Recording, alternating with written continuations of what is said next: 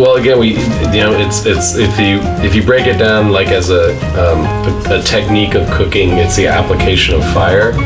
And so when you deal with just fire as your heat source, you start to understand that a lot of the different ways you would think about cooking and the techniques of cooking are applicable. They're essentially all the same. It's the application of heat. And so today's barbecue was cool because for me, I didn't know what I was going to cook. I showed up and there were a bunch of ingredients. There were a bunch of good friends. And the idea of just sort of cooking for people and taking a lot of, I feel like you're never cooking in a bubble. So every cookbook I've read, every magazine I've read, every chef I've followed, every restaurant I've eaten in is somehow in me. And so when I come into an experience where I don't know what I'm going to do exactly, I sort of, how hot is the fire?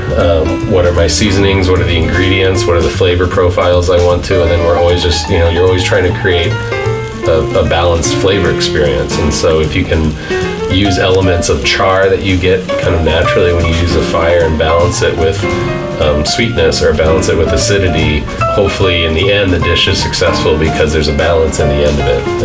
And so the one thing about today was just sort of having it be this spontaneous cooking experience of not knowing what you're going to do ahead of time almost leads you to, I think, make better food in a lot of ways because you're forced to just really use basic techniques and an understanding of flavor profiles and techniques themselves. So I use lemon to finish just about everything at the restaurant, and my theory with lemon is that the great part about it is you can use it and you get brightness from the lemon, but you don't get a lemon flavor. And that acidity, because it's very clean, acts as a bridge between flavors. So you can take salty and you can take sweet and you can squeeze lemon over the top of it, and it acts as a bridge of flavor that doesn't have the eater say to themselves, oh, there's lemon juice on it.